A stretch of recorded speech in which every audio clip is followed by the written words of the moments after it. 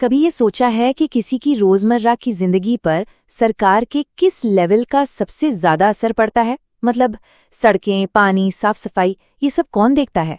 आज हम उसी गवर्नेंस सिस्टम को समझने वाले हैं जो हमारे सबसे करीब है। और यही वो सवाल है जो आज हमारी इस बातचीत का सेंटर पॉइंट है। देखिए, जब हम नेशनल या स्टेट लेवल की पॉलिटिक्स के बारे में सोचते हैं ना, तो दिमाग में बड़े बड़े मुद्दे आते हैं। लेकिन मोहल्ले के पार्क की लाइट ठीक है या नहीं, इसका फैसला कौन करता है? जवाब है लोकल गवर्नमेंट। इंडिया का जो गवर्नेंस सिस्टम है वो काफी बड़ा और कॉम्प्लेक्स स्ट्रक्चर है। तो इसे समझने के लिए आज हम इसके एक बहुत ही खास और जरूरी हिस्से पर फोकस करेंगे, अर्बन लोकल गवर्नमेंट, जिसे आमतौर पर नगर पालिका या म्यूनिसिपैलिटी के नाम से जाना जाता है। तो चलिए सबसे पहले ये देखते हैं कि ये जो लोकल गवर्नमेंट है वो इंडिया के पूरे सरकारी ढांचे में आखिर फिट कहाँ होती है। देखिए, भारत में एक 3 टियर सिस्टम है गवर्नेंस का। सबसे ऊपर आती है सेंट्रल गवर्नमेंट, जो पूरे देश के लिए फैसले लेती है।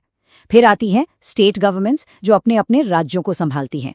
और फिर सबसे ग्राउंड लेवल पर, सबसे जमीनी स्तर पर आती है लोकल गवर्नमेंट, जो सीधे लोगों से जुड़ी होती है। और आज वही हमारे फोकस में है। तो शहरी इलाकों में इसी लोकल गवर्नमेंट को नगर पालिका कहते हैं, और यही वो सिस्टम है जिससे हम सबका रोज का वास्ता पड़ता है। अच्छा, इस फर्क को समझना बड़ा दिलचस्प है। सोचिए, एक तरफ है पार्लियामेंट, जो देश की डिफेंस पॉलिसी या फॉरेन पॉलिसी जैसे बड़े मुद्दों पर कानून बनाती है, और दूसरी तरफ है, मान लीजिए, बृहन्मुंबई म्युनिसिपल कॉर्पोरेशन जैसी कोई संस्था, जो ये तय करती है कि किसी मोहल्ले में पानी की सप्लाई कैसी होगी या कचरा उठाने का सिस्टम क्या होगा। मतलब एक का असर बहुत बड़ा है तो दूसरे का सीधा और तुरंत। तो सवाल ये है कि आखिर ये नगर पालिका काम कैसे करती है, इसका स्ट्रक्चर क्या है और इसके सदस्य कितने टाइम के लिए चुने जाते हैं। चलिए इसको समझते हैं। संविधान का आर्टिकल 243U बिल्कुल साफ कहता है कि हर म्यूनिसिपैलिटी का टर्म 5 साल का होगा, ठीक वैसे ही जैसे लोकसभा या विधानसभा का होता है। हाँ, इसे टाइम से पहले डिसॉल्व किया जा सकता है, लेकिन वैसी सिचुएशन में 6 महीने के अंदर नए इलेक्शन कराना जरूरी है। और ये एक बहुत ही प्रोग्रेसिव और जरूरी प्रोविजन है। संविधान ये जरूरी बनाता है कि म्युनिसिपैलिटीज की टोटल सीटों में से कम 1/3 सीटें महिलाओं के लिए रिजर्व्ड हों। ये लोकल पॉलिटिक्स में महिलाओं की भागीदारी पक्की करने के लिए एक बहुत बड़ा कदम है। अब सवाल आता है कि मेंबर बनने के लिए डिस्क्वालीफाई कौन हो सकता है।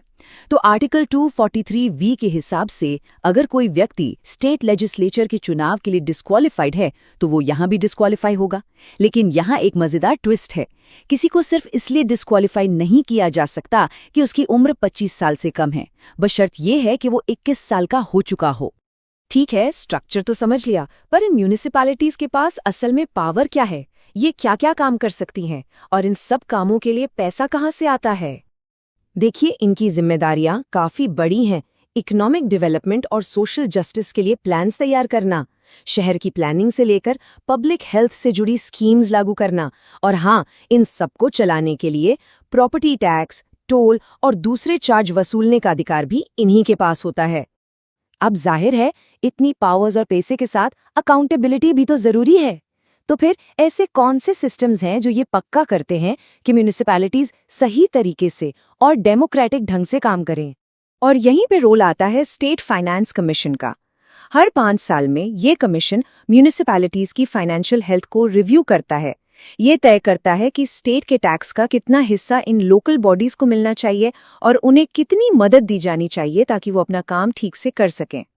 और इस कमीशन की रेकमेंडेशंस का सीधा असर आम लोगों पर पड़ता है। मतलब एक शहर को अपने स्कूलों, अस्पतालों और सड़कों के लिए कितना फंड मिलेगा, ये काफी हद तक इसी कमीशन की रिपोर्ट पर डिपेंड करता है। अच्छा, फाइनेंशियल अकाउंटेबिलिटी के साथ साथ डेमोक्रेटिक अकाउंटेबिलिटी भी उतनी ही जरूरी है, और ये जिम्मेदारी है स्टेट इलेक्शन कमीशन की। ये एक इंडिपेंडेंट बॉडी है जो लोकल इलेक्शंस के पूरे प्रोसेस की देखरेख करती है ताकि चुनाव बिल्कुल फेयर और ट्रांसपेरेंट तरीके से हों।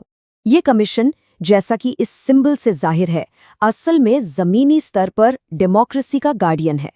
वोटर लिस्ट तैयार करने से लेकर इलेक्शन को शांति से कंडक्ट कराने तक सब कुछ इसी की जिम्मेदारी है, और इसी से लोकल सेल्फ गवर्नेंस का जो डेमोक्रेटिक प्रोसेस है वो मजबूत होता है।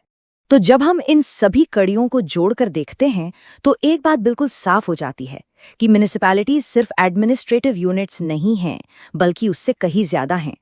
असल में ये डेमोक्रेसी की नींव है।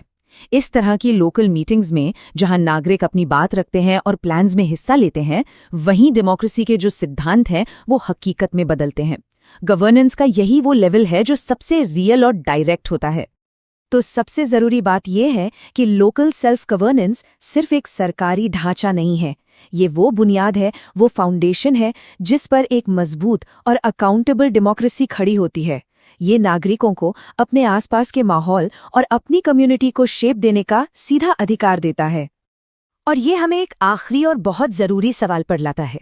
ये सब जानने के बाद कि ये संस्थाएं कितनी इम्पोर्टेंट हैं, तो एक नागरिक के तौर पर इस सिस्टम में एक्टिवली कैसे शामिल हुआ जा सकता है? ये एक ऐसा सवाल है जिस पर सोचना जरूरी है, क्योंकि डेमोक्रेसी में पार्टिसिपेशन